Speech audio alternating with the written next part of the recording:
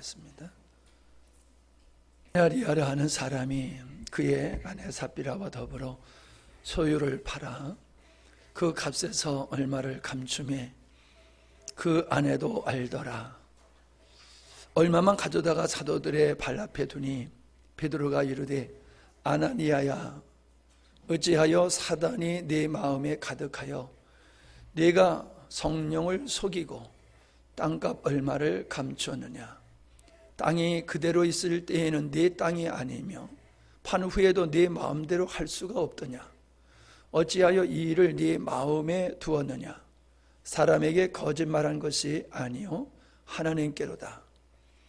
아나니아가 이 말을 듣고 엎드러져 혼에 떠나니 이 일을 듣는 사람이 다 크게 두려워하더라. 젊은 사람들이 일어나서 새신을 싸서 메고 나가 장사하니라.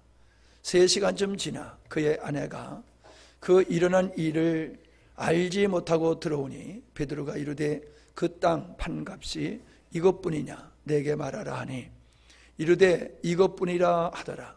베드로가 이르되 너희가 어찌 함께 꾀하여 주의 영을 시험하려 하느냐. 보라, 네 남편을 장사하고 오는 사람들의 발이 문 앞에 이르렀으니 또 너를 메어 내가리라 하니 곧 그가 베드로의 발 앞에 엎드러져 혼이 떠나는지라. 젊은 사람들이 들어와 죽은 것을 보고 메어다가 그의 남편 곁에 장사하니 온 교회와 이 일을 듣는 사람들이 다 크게 두려워하니라. 아멘. 자, 우리 본문 말씀을 읽었기 때문에 설명할 필요가 없을 것입니다.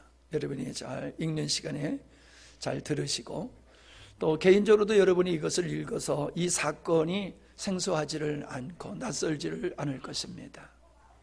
근데 한번 생각해 보세요. 이런 일이 우리 교회에서 일어났다라고 한번 가정을 해보세요. 아나니아와 삽비라고 하는 사람은 믿음이 있는 사람으로 주변의 사람들에게 인정을 받았던 사람일 것이 틀림없습니다. 왜냐하면 자기의 재산을 팔아서 사도들 앞에 갖다 놓았기 때문입니다.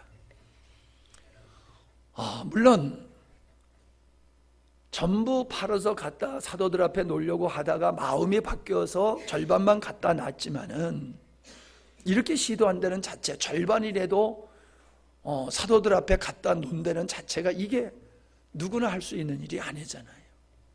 한번 우리 교회에서 집사님 한 분이 아파트 팔고 땅 팔고 그래서 그거 절반을 헌금을 했다라고 하면 그 사람 믿음 없네. 그럴 사람 누가 있겠어요? 야, 대단한 믿음에 다 그렇게 인정하지요. 예. 그러한 그분이 목사님이 소위 말해서 표현한다라고 하면은 책망을 하고 저주를 함으로 죽었어요. 그 사람만 죽은 게 아니라 그 부인까지 다 죽었어요. 이런 역사가 오늘 이 땅에서 우리 교회에서 이루어난다라고 하면은 과연 어떻게 성도들이 반응할까? 저쪽 사람들은 말고 우리끼리라도 이 사건을 놓고 아마 여러 가지 견해가 있지 않았을까? 네. 또 반복해야 되네. 고마워요. 비 오는 날, 수요일 비 오는 날 저녁에 예배에 참석하는 사람은 진짜 믿음 좋은 사람이래요.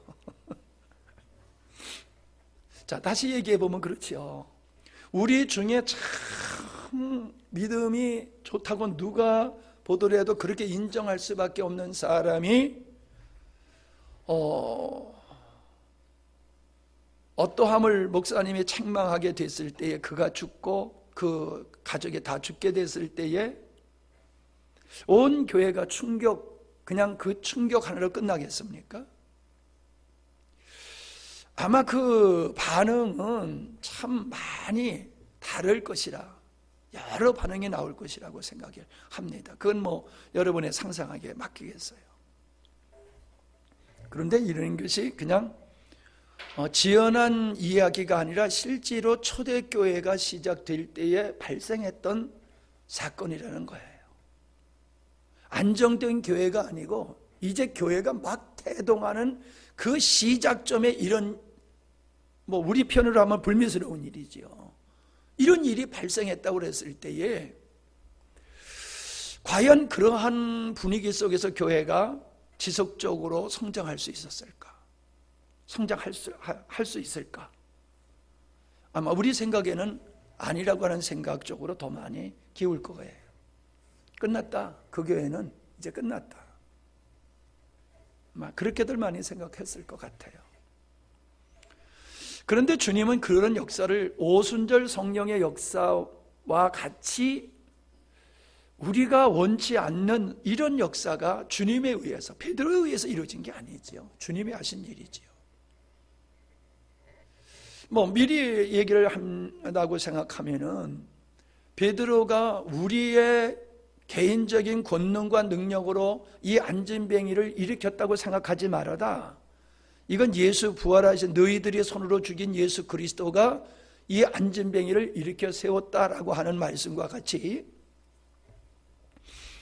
베드로가 책망을 했을 때에 그들이 죽게 되어지는 것은 베드로의 능력에 의해서 일어나고 죽게 된 것은 아닐 거 아니에요. 틀림없잖아요. 그건 하나님이 하신 일이죠. 하나님이 하셨다.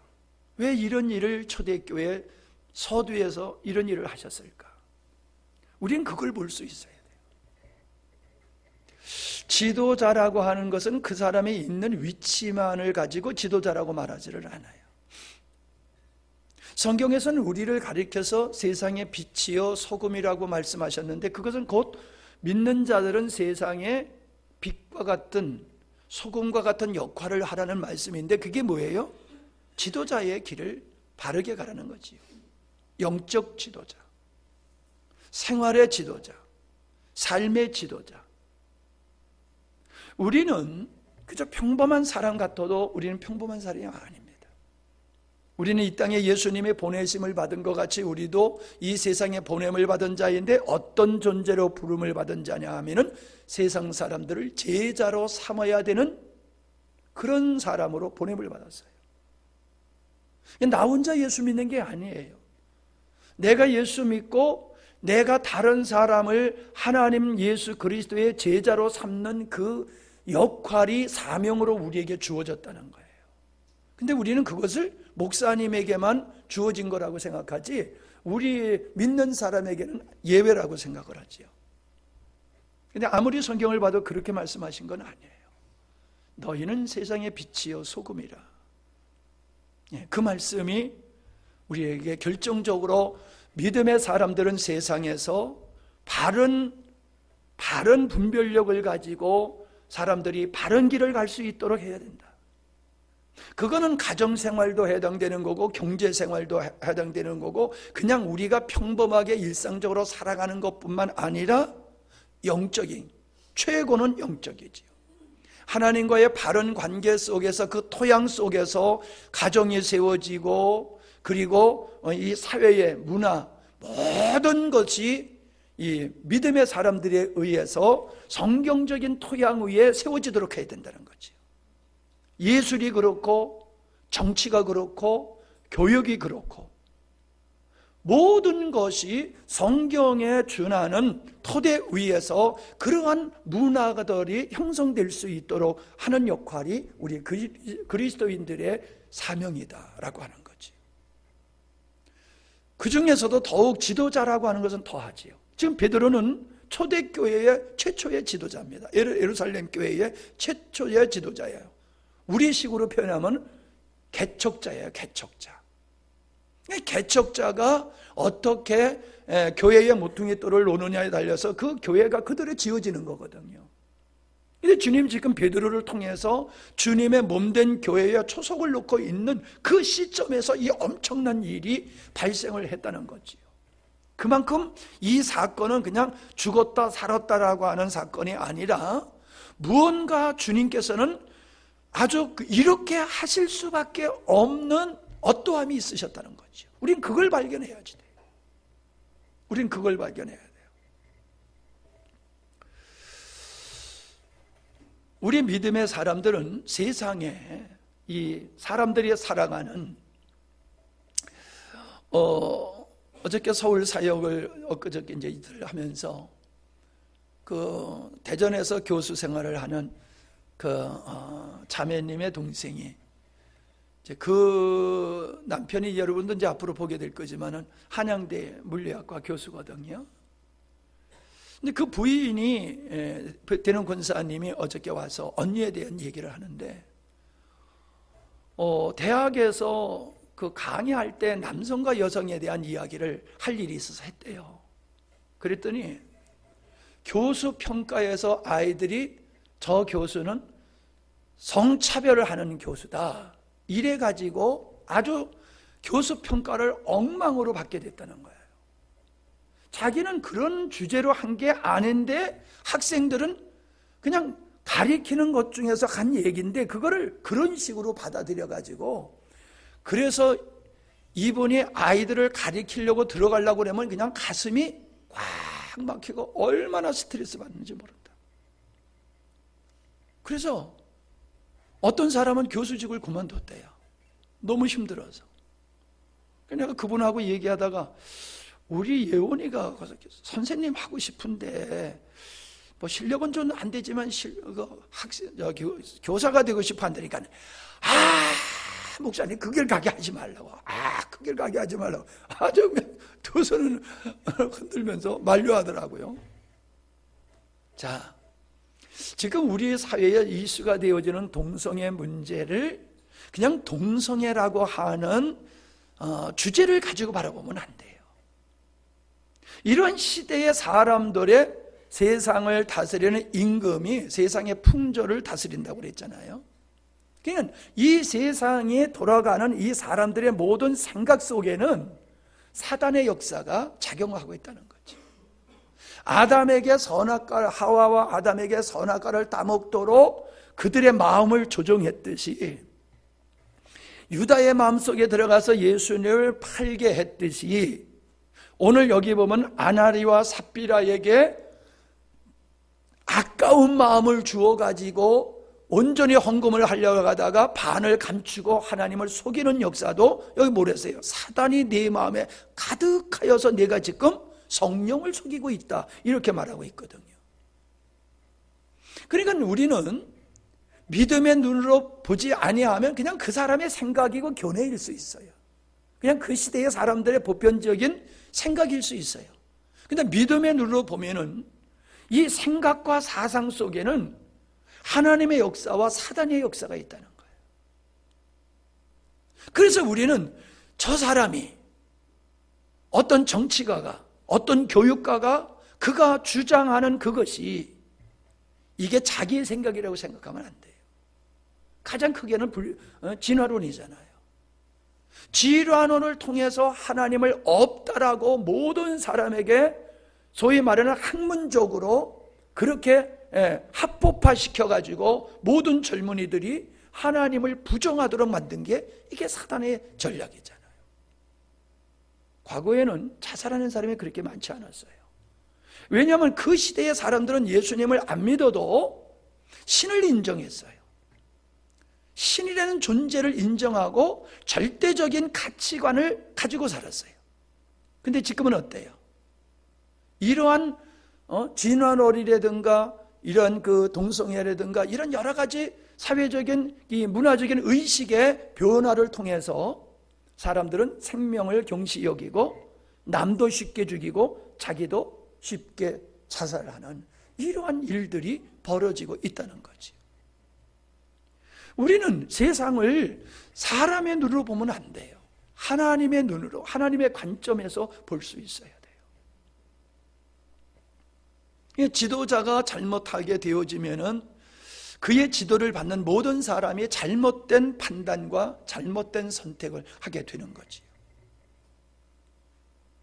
이런 것들을 우리가 그냥 성경의 한 사건만이 아니라 이걸 확대해서 우리의 삶 속에 적용해서 보면은 여러분들의 역할이 얼마나 중요하냐. 특별히 여러분들 도시 가서 이렇게 얘기하다 보면요, 그래도 시골에 사는 아이들은 순수해서 그렇게 큰 갈등이 없어요. 근데 도시에 가보면은 엄마와 자녀들의 갈등이 말도 못하고요, 좀 엄마 아빠가 재정적이고 사회적인 지위가 있어가지고 미국에 유학을 하고 갔다 온 아이들은요 더 심각해요. 우리는 그렇게 생각하죠. 얼마나 부러운가. 참 나는 우리 자녀들에게 저러한 혜택을 못 줘서 미안하다, 이렇게 생각할 수 있고, 보내는 사람은 자부심을 가질 수 있지요. 근데 그네들에게 인생을 가르치지 않고 이 가치관을 심어주지 못하고 이러다 보니까는 미국에서 생활했던 온 애들이 한국에 적응을 잘 못해요. 선교사님 자녀들이 들어와서 또 적응을 잘 못해요. 일반적인 사람뿐만 아니라. 우리의 교육이 뭐가 더 중요하냐는 거예요. 어떤 교육이 우선시 되어야 되느냐. 근데 그 역할이 우리는 사회의 몫으로 돌리면 안 된다는 거예요. 학교의 몫으로 돌리면 안 된다는 거예요. 부모에게 있는 거예요. 부모가 그 역할을 감당하는 게 최우선이라는 거지요. 근데 우리는 그런 생각을 안 갖고 그냥 열심히 돈 벌어서 학교 잘 보내고 좋은 대학 진학할 수 있도록 뒷바라지 해주고 필요한 거 채워주면은 그게 부모의 역할을 다한 거다, 이런 생각을 가지고 있는 사람들의 아이들이 잘 나가다가 중간에 그렇게 되는 사람들. 저도 우리 동기 중에 아주 잘 나갔던 목사님이 있어요. 다들 부러워했어요. 지금도 환경적으로 보면 부러워요. 네. 목사로서 연금을 300만 원씩 정도 연금을 받으니 얼마나 좋아요. 이 군목했던 목사님이거든요. 이분은 교회에서 사례비 주고 국가에서 월급 주고, 그러니까는 경제적으로 하나 어렵지 않아요. 그러니까 자녀들을 마음대로 할 수가 있었어요. 그런데 지금 큰 아픔을 가지고 있어요. 지금 후회를 해요. 내가 자녀 교육을 잘 시키려고 집에다 두고 그냥 나 혼자 전국을 떠돌아다니면서 생활했던 게 이게 정말 잘못했구나. 힘들어도 애들을 끌고 다니면서 함께 생활을 했어야 되는데 그냥 서울에다 놔두고 공부 잘하라고, 편히 공부 잘하라고 그렇게 놨던 것이 그를 도와준 게 아니라 방치한 결과가 왔다. 또 미국이라는 공부할 수 있는 공부의 기회를 줬는데 그게 좋은지를 알았더니 결과는 지금 상상하지 못했던 결과가 와가지고 힘들어한다. 그런 그것을 함께 나눈 적이 있어요. 그러니까 우리 부모님 여러분들, 특별히 우리 교회는 다 30대, 40대잖아요, 주로. 그럼 여러분들이 자녀의 그 지금의 환경은 너무도 중요한 시절을 지금 보내고 있다는 거지요. 이때 여러분들이 까딱 잘못하게 되어지면은 진짜 후회하는 일이 안 온다고 보장 못하는 거예요. 제가 서울 가서 사역하면서 많은 사람들이 자녀 교육 문제로 고민하는 걸 보면은 자녀의 문제가 아니라 부모의 역할을 못했구나, 혹은 잘못했구나. 그게 결론이에요. 자, 그래서 우리의 위치가 내가 사회적인 리더 자리에 있지 않다고 해서 지도자가 아니라 우리는 가정에서부터 시작해서 교회와 또 인생의 선배자로서 또 믿음의 사람으로서 교회뿐만 아니라 세상에서도 이 시대를 하나님의 관점에서 바로 보고 많은 사람을 바른 길로 갈 수 있도록 깨우치는, 지도하는 선두자 양과 같은 역할을 감당하는 것이 이 시대의 우리의 몫이다라고 하는 거예요. 제가 나오기 전에 페이스북에 올라온 글을 봤는데 이 근래에 교회의 지도자들인 몇몇 분들이 종북주의자다 이런 비난을 아주 상당히 많이 받은 분이 있어요. 몇 분이. 근데 내가 어떤 분을 보면은 그분은 전혀 그런 것 같지 않은데 그분도 거기에 포함되어 있어요. 그래서 참 이상하다. 어떻게 이분이 그런 생활을 했을까라고 의문을 가졌는데, 우리 한국 교회가 80년대에 강해 설교, 제자 훈련이 80년대에 시작이 됐거든요. 근데 이 역사로 말미암아 한국 교회를 깨우고 한국 교회가 보다 더 성숙한 모습으로 나아가는 일에 리더 그룹을 했던 목사님들이 몇 분 계세요.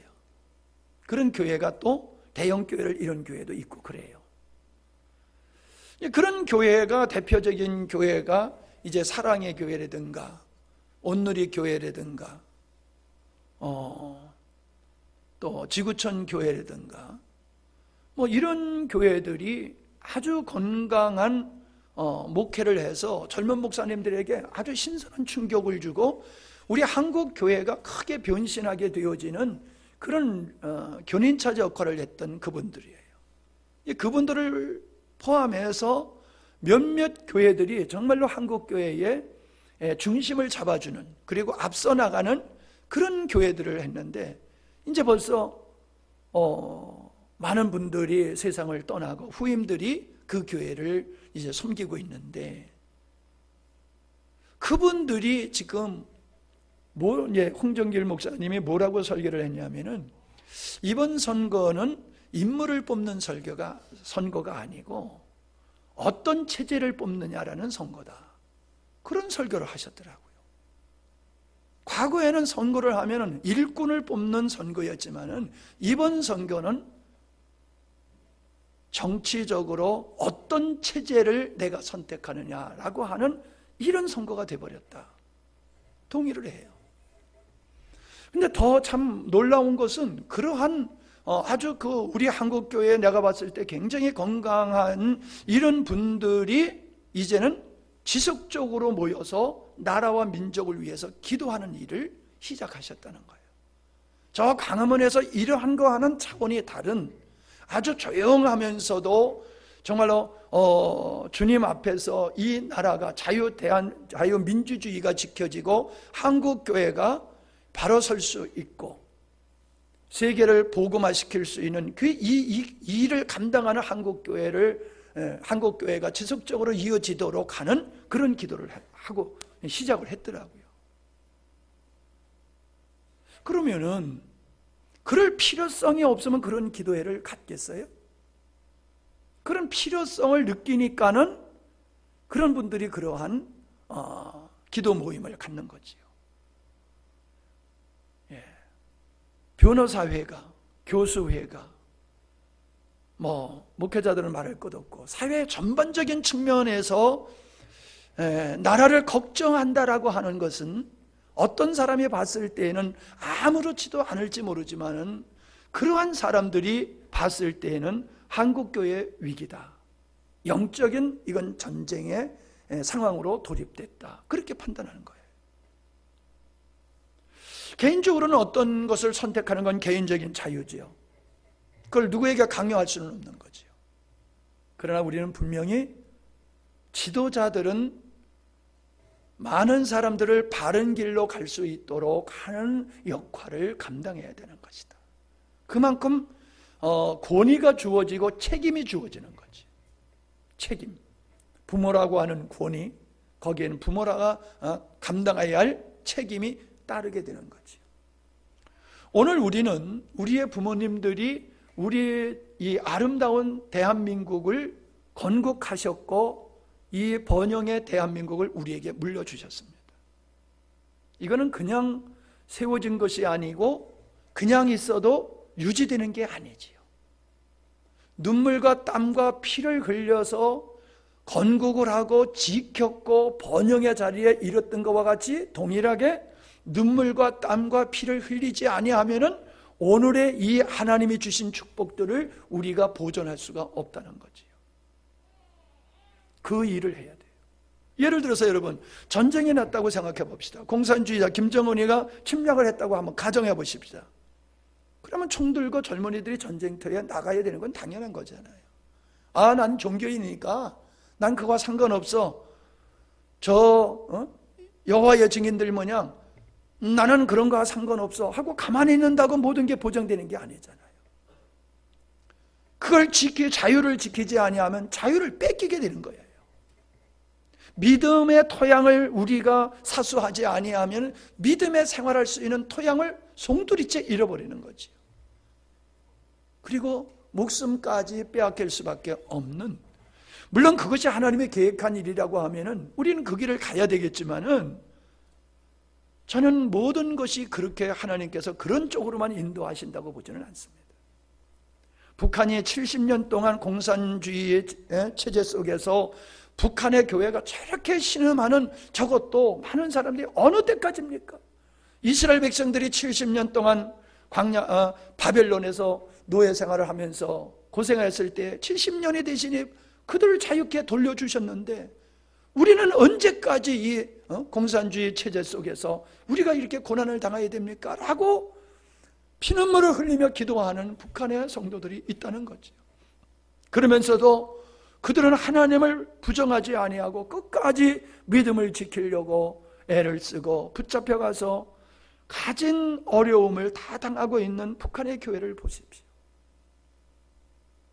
거기는 거기 나름대로 하나님의 역사가 있을 것이고, 남한 남쪽에는 남쪽 나름대로의 하나님의 역사가 있을 것인데, 우리는 이 시대의 흐름을 하나님의 관점에서 봐야 된다. 나는 오늘 이 5장의 이 아나니아와 삽비라의 사건을 통해서 그런 생각을 더 가져보게 되었습니다.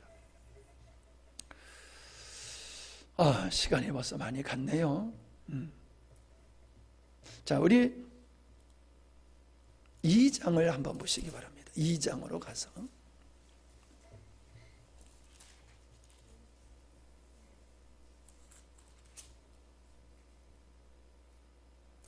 43절부터 봅니다. 끝까지 같이 볼까요? 시작.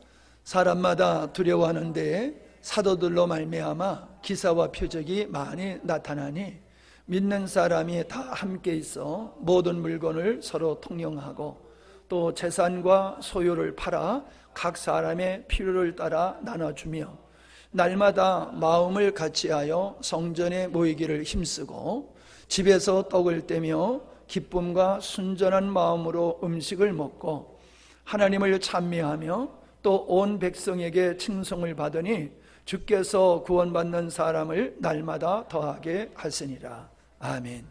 자, 5장의 이 말씀은 2장에 나타난 오순절 성령의 이후 시간이 많이 간 게 아니에요.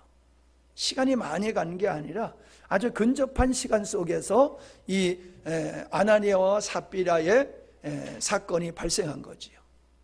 그러니까 아나니아와 삽비라가 재산을 팔아도 사도들 앞에 갖다 놓은 것은 2장에 나타난 오순절 성령의 역사 이후에 나타난 사건의 연속성이었다라고 하는 걸 볼 수가 있죠.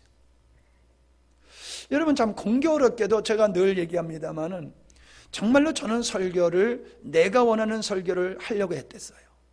근데 그걸 이제 바꿨지요. 내가 하고자 하는 설교가 아니라 주님이 하시고자 하는 말씀을 전하기를 원했지요.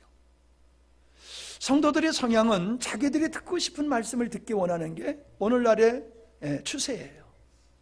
근데 목사가 성도들이 원하는 설교를 하게 되면 성도들이 종이 되는 거예요. 자기가 원하는 설교를 하게 되어지면 독단주의자가 돼버리는 거지요. 자기가 머리가 되는 거지요. 그래서 설교는 하나님이 이 시대에 우리에게, 이 자리에 있는 우리들에게 하시고자 하는 말씀을 전하는 게 이게 가장 바람직한 설교이다. 저는 그런 마음을 갖고 아주 애를 쓰고 있습니다. 근데 공교롭게도 난 이런 계산을 하고 할 줄 아는 사람이 못 돼요. 그만큼 머리가 짜임새가 없어요. 근데 지난주 설교의 말씀과 오늘 설교의 말씀과 어쩌면 이렇게 그냥 딱 떨어지는지 몰라요. 에이, 목사님이 그렇게 해놓고 딴소리 하시는 게 아니에요. 그럴지 모르지만 나는 그렇게 또 술수를 쓸 수 있는 그런 재능도 없어요. 그런데 참 보니까 너무 재미있어요. 주님이 하시는구나. 아나니아와 삽비라의 사건과 2장의 사건을 비교해 봤을 때 이게 초대교회의 모습이라는 거예요. 이게 초대교회. 지난주에 초대교회에 대한 말씀을 나눴잖아요. 요즘 우리 성도들 잘 안 보더라고요. 안 봐. 기분 나빠가지고 내리라고 그럴까. 농담이에요. 근데 제가 걱정하는 건 그거예요. 지난번도 얘기했지만은 그 우리의 밴드에 올라오는 것을 읽어본 숫자를 보면은 어떤 걸 더 잘 보느냐라고 하는 게 거기서 보이잖아요. 우리 성도, 그거는 우리만 보는 게 아니잖아요. 밴드에 가입한 여러분들이 보는데 어떻든지 간에 우리 교회 밴드에 가입한 사람들이 무엇을 더 좋아하느냐는 성향이 거기서 보이잖아요. 많이 클릭하는 게 성도들이 관심사라는 거지요. 목사님의 관심사, 하나님의 관심사에 보다도 좀 관심을 가져줬으면 좋겠는데 어떤 설교는 성도들이 좀 많이 반복해서 들었으면 좋겠다라는 마음을 가지고 얼마나 봤나 하고 들여다보면은 별 관심을 갖지 못하는, 근데 그런 걸 보면서 마음이 이게 나의 설교, 나를 만나고 나의 설교를 듣는, 그래서 내 설교를 듣겠다고 가입한 사람들인데도 불구하고 이분들의 성향이 역시 주님이 내게 주시고자 하는 말씀에 관심을 갖기보다는 내가 듣고 싶은 내 관심사에 더 관심을 가지고 있구나, 그런 생각이 들더라고요. 그것은 초대교회 성도들의 모습이 나는 우리 성도들에게서 더 보여지기를 원하는 거예요. 오늘 민지전에 기도하는 거 보니까 지난주에 은혜 많이 받은 것 같아요. 네. 은혜 받은 사람의 모습은 달라요. 기도하는 모습이 다르고 말하는 모습이 다르고 생활의 모습이 달라요. 왜? 내가 듣고 싶은 말이 아니라 주님이 내게 하셨다고 아멘해서 받은 거잖아요. 데살로니가 교회가 사도들이 전하는 말을 사람의 말로 받지 아니하고 하나님의 말씀으로 받았다라고 그랬잖아요. 그게 성도의 바른 자세지요. 베드로가 그들을 꾸짖었을 때에 그 베드로의 말로 듣는 게 아니라 하나님께서 베드로를 통해서 어떤 목적, 어떤 의도에서 아나니아와 삽비라를 쳐서 그들을 데려가시는 이런 모습을 우리는 하나님의 관점에서 보아야지 된다는 거예요. 우리 교회가 지금까지 늘 내가 나가서도 얘기합니다마는 참 이렇게 주변의 교회와 비교해 보면 우리 교회는 참 아름다움이 많습니다. 자랑할 수 있는 것도 많고 감동된 것도 많고 그래요. 그러나 여러분, 지난주의 설교는 그냥 빙산의 일각인데도 그 말씀을 들으면서 여러분 다 달리 느껴졌겠지만은 제 마음, 설교하는 저의 마음과 같은 마음으로 말씀을 들은 사람들은 상당히 충격을 받을 수 있었을 것이고, 내 믿음이라고 하는 것이 아직은 정말로 어린아이를 벗어나지 못했구나, 이런 생각을 가질 수가 있을 것이고, 자, 우리 교회가 보다도 초대교회적인 그런 본질을 우리가 더 이렇게 살려야지 되겠구나. 그래야지 이 마지막 시대를 이겨나가는 하나님의 뜻을 이루는 그 주님이 원하는 영광스러운 교회가 되겠구나 하는 생각을 가지셨으리라고 생각을 합니다. 간단히 한번 보십시다. 이들은 자기의 것을 자기 것으로 여기지 않았다는 거예요. 물건을 통용했다고 하는 것은, 그리고 사도들 앞에 갖다 놨다고 하는 것은 이게 내 것이 아니야 라는 생각이에요. 그럼 누구 것이에요? 하나님의 것이라는 거지요. 여러분, 11조가 뭐예요? 열의 9은 내 거고 열의 하나만 하나님 거예요? 인심이 좋아서 하나님께서는 9은 네 거고 그냥 하나만 내 거 하자, 이러신 게 아니잖아요. 성경의 근본적인 이 첫 것이라고 하는 것은 대표성이라는 거죠. 대표성. 그래서 이스라엘 백성 중에 레위 지파를 하나님께서 내 것이라 여겨가지고 그들은 오직 하나님만 예배하고 제사하는 일에만 종사하게 하고, 다른 백성들의 11조 헌금으로 그 한 지파가 살았잖아요. 한 지파가. 그게 뭐예요? 레위 지파 한 지파를 내 것이라고 선택한 것은 레위 지파만이 아니라 레위 지파 이 첫 한 지파를 선택함으로써 모든 지파를 선택하는 거지. 한 지파는 너는 내 것이야 라고 하는 것은 대표성으로 이 모든 것은 내 것이야 라고 하는 거예요. 그래서 11조는 의무로 하는 게 아니지요. 신앙 고백으로 하는 거죠. 신앙 고백. 주님이 나의 주인이십니다. 나의 모든 것은 당신의 것이며 나는 당신의 것으로 주님이 나의 모든 삶을 주관하고 계십니다. 나는 모든 걸 주님의 것이요 주님께 올려드립니다. 이 신앙 고백이 11조예요. 이 신앙 고백이. 나중에 또 말씀을 나누게 될지는 모르겠지만은 사람은 목숨보다도 더 소중하게 여기는 게 재물입니다. 명예입니다. 그걸 하나님은 아세요. 그러니까 하나님께서는 물질을 가지고 우리의 신앙을 테스트하세요. 그리고 하나님을 향하여 열린 마음을 가진 사람들은 반드시 물질이 열려지게 돼 있어요. 반드시 물질이 열려지게 돼 있어요. 왜? 우리는 사랑하는 사람에게 용돈을 주고 뭘 선물을 주고 도와주고 싶은 마음에서 창고문을 열잖아요. 우리가 하나님을 사랑하게 되면은 반드시 창고문이 하나님을 향하여 열려지게 돼 있어요. 이게 법칙이에요. 마음이 있는 곳에 물질이 가듯이, 사랑하는 사람에게 물질이 가듯이 하나님을 사랑하고 하나님을 신뢰하는 사람은 그분을 향해서 물질이 열려지게 돼 있어요. 다른 이야기는 변명에 지나지 않아요. 다른 이유와 논리는 그 자기 변명에 지나지 않아요. 그러니까 참 믿음의 증표 중에 하나는 내 것을 내 것이라 말하지 않는다. 그것은 내가 내 것이 아니라 나는 하나님의 것이다라는 신앙이 그 속에 내재되어 있는 거예요. 이게 초대교회 성령의 충만함을 받았던 성도들이 가지게 된 의식입니다.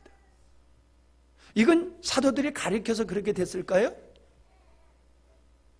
성경에 보면 사도들이 가르쳐서 그렇게 됐다고 그러질 않아요. 헌금하는 방법을 가르쳐 준 게 아니에요. 그냥 바울이 말하는 정도는 미리 준비해라 그랬지 어떻게 하라 이런 말씀을 하지 않았어요. 이 역사는 성령의 감동을 받은 그들이 하나님의 은혜 가운데서 그냥 형성된 가치관이에요. 형성된 물질관이에요. 누가 만들어서 가르쳐가지고 학습을 통해서 가지게 된 의식이 아니었다라고 하는 거지요. 예. 자, 그 다음에 보세요. 그걸 팔아서 어떻다는 거예요? 재산과 소유를 팔아 각 사람의 필요를 따라 나눠주었다. 자, 이건 뭐예요? 옆에 사람이 굶고 있는 거 볼 수가 없으니까 내가 먹는 것 중에, 내가 먹을 수 있는 것 중에 반을 덜어서 한 일부분을 줄 수 있는 거, 그건 그 사람에 대한 배려잖아요. 사랑이잖아요. 그러니까 같이 믿음의 생활을 하는 사람들의 고난을 외면하지 않았다. 그들의 고난을 자신의 고난과 그들의 어려움을 자신의 것으로 인정했다는 거예요. 인식했다는 거예요. 이게 초대교회 성도들이 성령에 의해서 갖게 된 지체를 바라보는 의식이었다는 거지. 오늘 이러한 모습들이 너무 그리운 시대를 살고 있어요. 우리는 말로 형제요라고 해야지, 사실 형제님, 자매님 이래는 말을 잘 안 하잖아요. 그냥 집사님, 성도님 이래지 형제님 이런 말을 잘 안 써요. 왜요? 형제라는 의식이 없는데 어떻게 형제님 그렇게 말합니까? 네? 존경하는 마음에서 집사님 하기 쉬워요. 근데 집사님을 향해서 형제님, 자매님 이러긴 힘들어요. 부담이 와요. 그러니까 안 쓰는 거예요. 그런 용어를 안 쓰는 거예요. 의식이 없으니까. 의식이 결여되었으니까. 네 이웃을 네 몸과 같이 사랑하라라고 하는 그 이웃은 주님께서 적은 소자에게 한 것이 내게 한 것이라고 하는 말씀과 연계해서 우리는 이해를 해야 되지요. 주님은 그 적은 자를 나라고 말씀하셨어요. 나야. 그러니까 우리가 주님을 사랑한다고 하는 것은 주님이 나야라고 하는 그 적은 소자에 대한 인식이 주님으로 바라보고 주님의 몸된 지체로서 나라고 하는 인식을 가져야 된다. 나라는 인식. 이게 초대교회 성도들의 인식이에요. 그러니까 땅속에 살고 있는 카타콤, 땅속에 있는 그 성도들의 먹을 것을 지상에 있는 성도들이 농사를 져서 돈을 벌어서 제공해 줬잖아요. 여러분, 땅속에서 태어나서 땅속에서 살다가 땅속에서 어떻게 죽습니까? 먹고 살아야지요.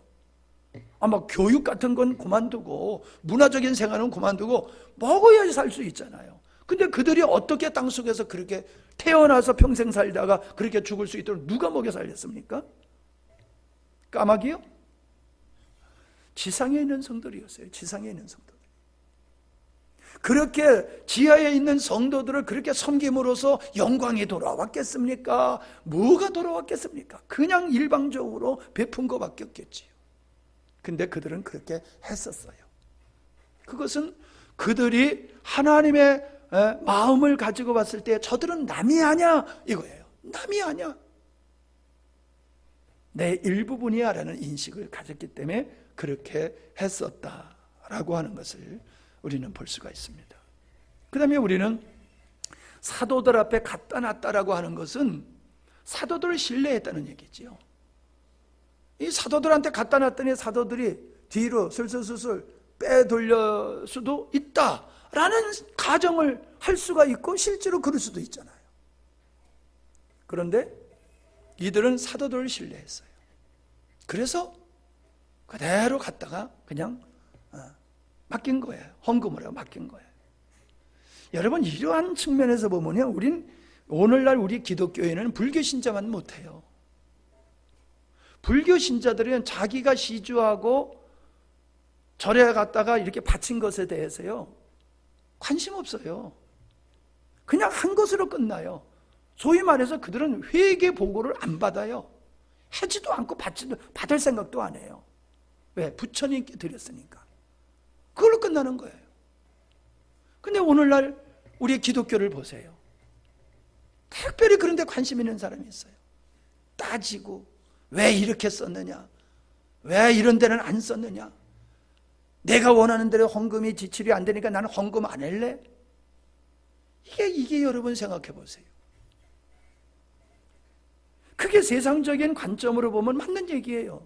세상은 다 그렇게 해요. 투명하게. 투명한 게 옳다고 해가지고 그렇게 해요.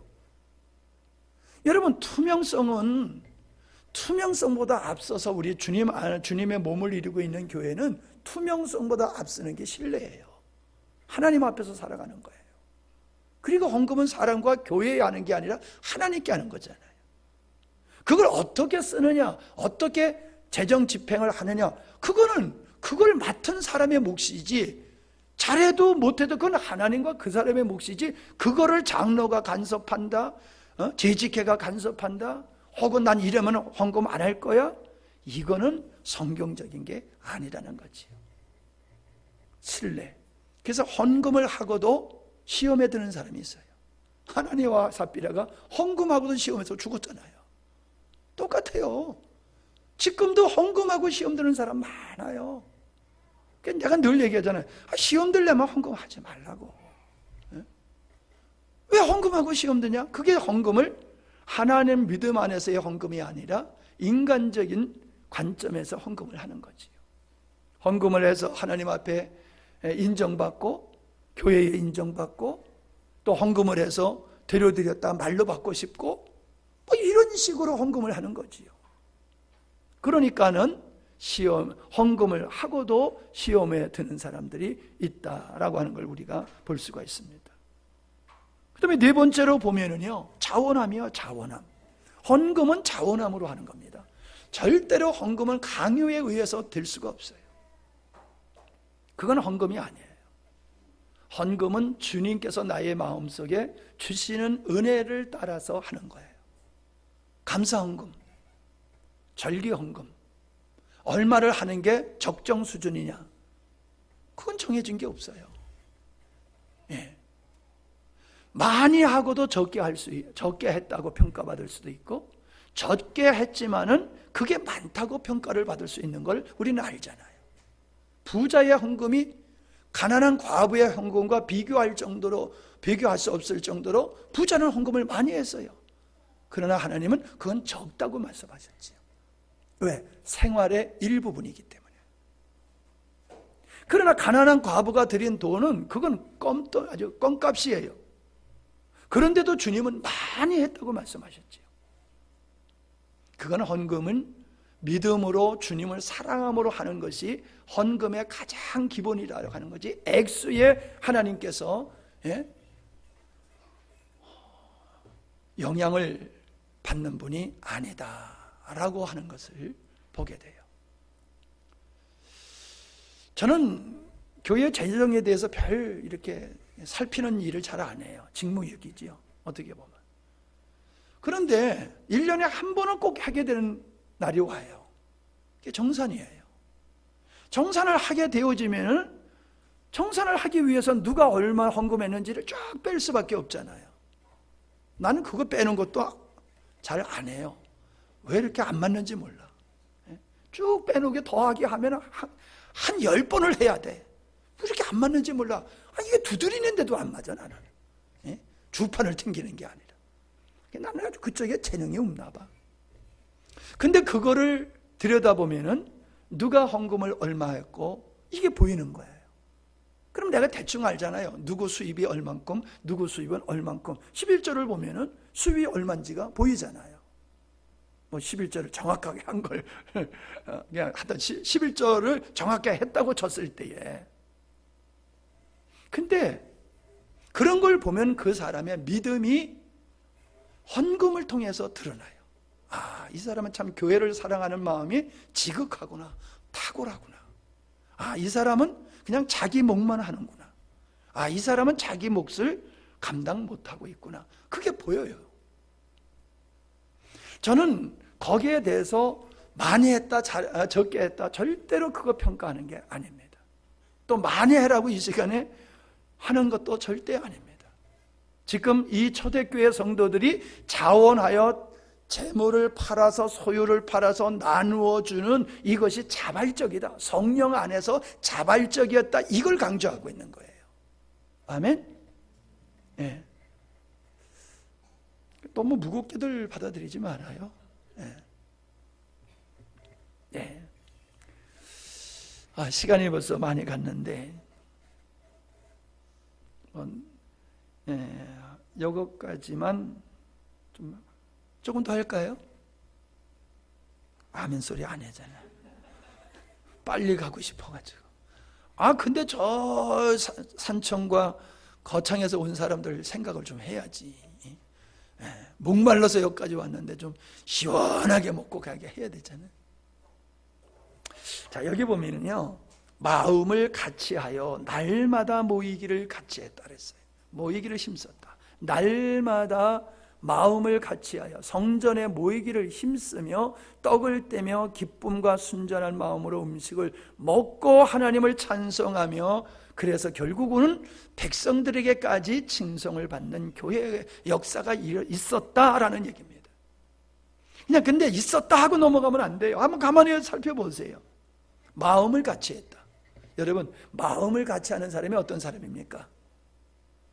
생각이 같은 사람이죠. 지향하는 방향성이 같은 사람이에요. 더 원초적으로 얘기하면 본질이 같은 사람이에요. 본질이 같아. 신앙이 같아. 믿음이 같아. 추구하는 것이 같아. 그러면 한 마음이 되는 거예요. 부부가 살아도, 부부로 살아도 한 마음이 안 되는 것은 성향이 다르고 추구하는 게 다르고 가치관이 다르면 아무리 평생 살아도 서로가 남과 같은 느낌이고 갈등이 끊이지를 않게 되지요.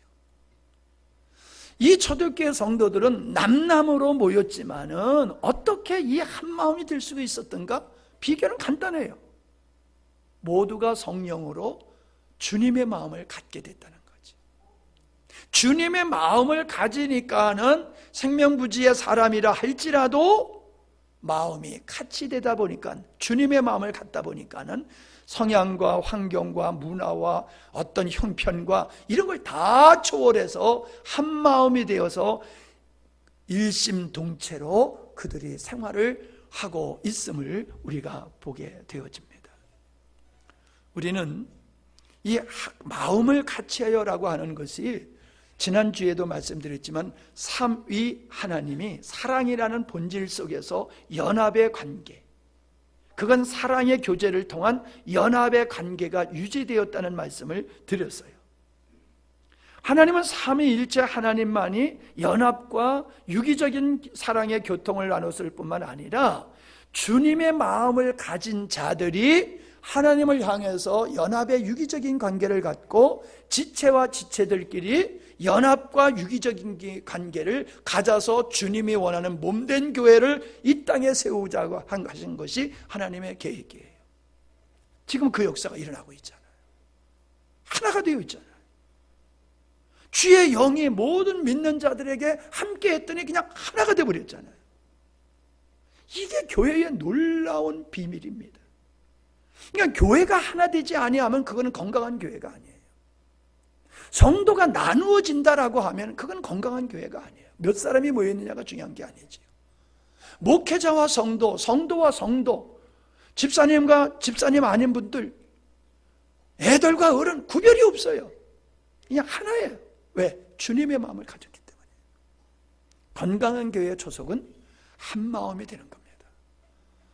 우리가 회의를 별로 안 하는 이유는 그냥 한 마음이기 때문에 회의할 필요가 없어. 그냥 서로 얘기하면 금방 그냥 일치가 돼. 금방 일치가 돼. 다름이라고 하는 이해를 우리는 오해를 해서는 아니 됩니다. 마음이 하나지 하나가 아니다. 하나다라고 하는 것과 반대로 보면 다름이라는 주제를 놓고 보면은 우리는 다른 것이 틀린다는 개념으로 가서는 안 돼요. 다른 것은 그냥 다를 뿐이에요. 손가락 다 다르죠? 손가락 5개 다 다르죠? 근데 이게 틀린 거예요? 틀린 게 아니에요. 역할이 다를 뿐이지 틀린 게 아니에요. 우리는 다 동일할 수가 없어요. 저는 여러분들이 교회를 세워나가는 일에 모두가 말씀의 은사가 있어가지고 말씀을 잘 이렇게 전하는 여러분들이 됐으면 좋겠어요. 모임, 구역에서나 교회에서나. 근데 이것도 하나의 은사예요. 다름이에요. 그러니까 어떤 사람은 말없이 잘 섬기는 은사가 있고, 어떤 사람은 말씀을 잘 전하는 은사가 있고, 어떤 사람은 그냥 분위기를 막 그냥 와 소리 잘 지르게 하는 누구와 같이 그냥 분위기를 잘 만드는 사람이 있고, 어떤 사람은 위로를 잘해. 그냥 그 사람만 씩 지나가면 사람들이 위로를 받아. 다 역할이 다르다는 거예요. 다르지만 틀린 게 아니라는 거지. 그 다름이 성령 안에서 자기 역할을 하게 되면 건강한 몸을 이루듯이 우리는 다름에 틀림으로 인식하지 말고 성령 안에서 우리의 역할을 감당하게 되면 주님이 원하는 영광스러운 교회가 이루어지는 것이다. 자, 우리는 다름에 대한 생각을 또 다른 점에서 생각을 해봐야 돼요. 내가 교회와 다르다. 내가 교회, 우리 영광스러운 교회와 교회의 정서와 내가 다르다. 우리 목사님의 목회의 스타일과 지향함과 다르다. 그러면 그건 다른 거예요. 그건 다 틀린 거예요. 진짜 다른 거예요. 내가 주님의 뜻에 아멘 할 수 없으면 하나님과 다른 자리에 있는 거예요. 이해가 되시죠? 이 다름은 심각한 거예요. 주님은 교회를 통해서 일하시고 주님은 교회에 일꾼을 세우셔서 일하시는 분이에요.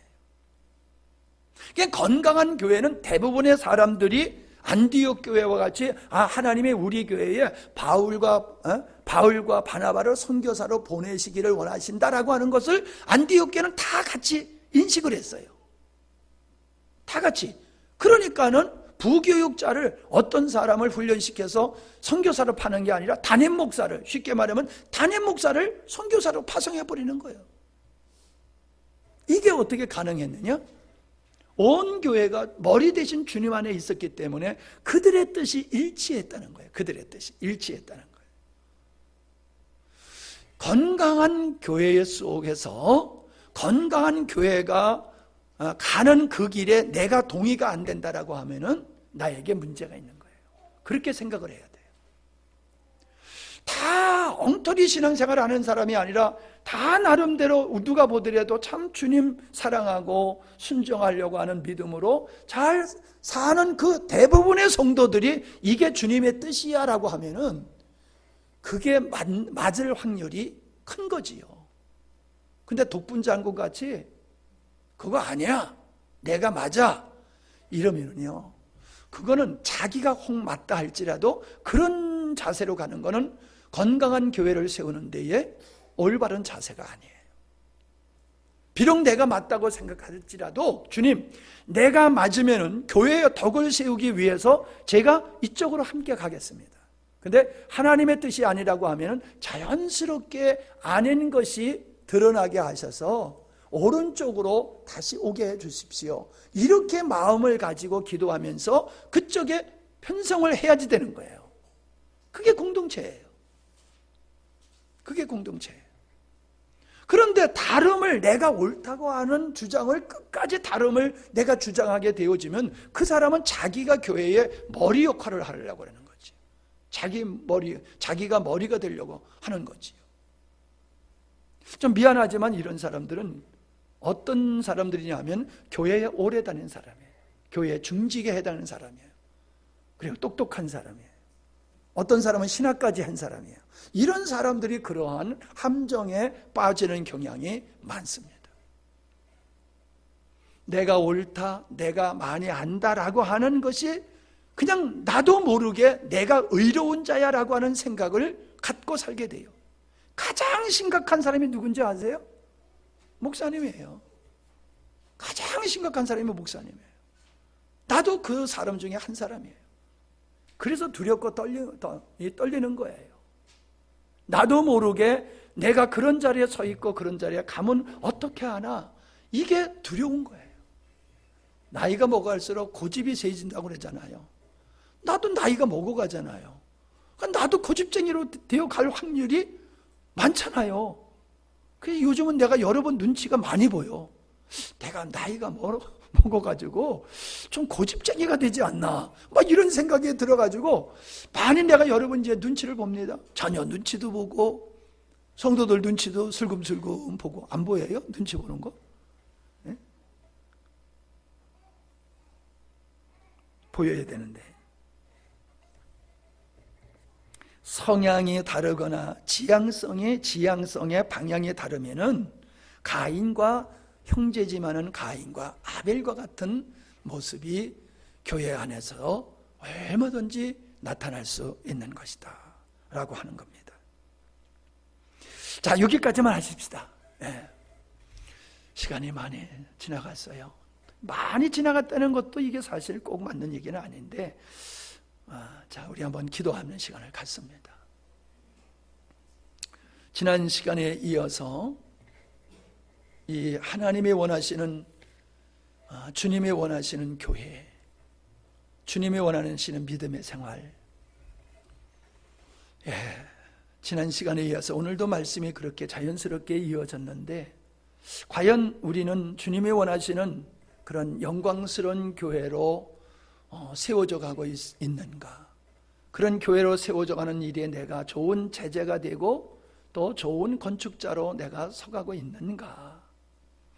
오늘 더더욱 초대교회의 이러한 사례들을, 오순절 성령 이후의 사례들을 우리가 살펴보면서 과연 나는 어떠한 내 모습 속에서 초대교회의 모습이 얼마나 나타나고 있는가? 우리들의 모습 속에서, 우리의 가정 속에서, 나의 물질 속에서 얼마나 초대교회 성령에 충만했던 성도들의 모습이 이루어지고 있는가? 그렇다고 여러분 재산 팔아오라는 얘기 절대로 아니에요. 팔아오지 마세요. 절대로 그럴 필요 없어요. 함께 기도하시겠습니다. 존경하시는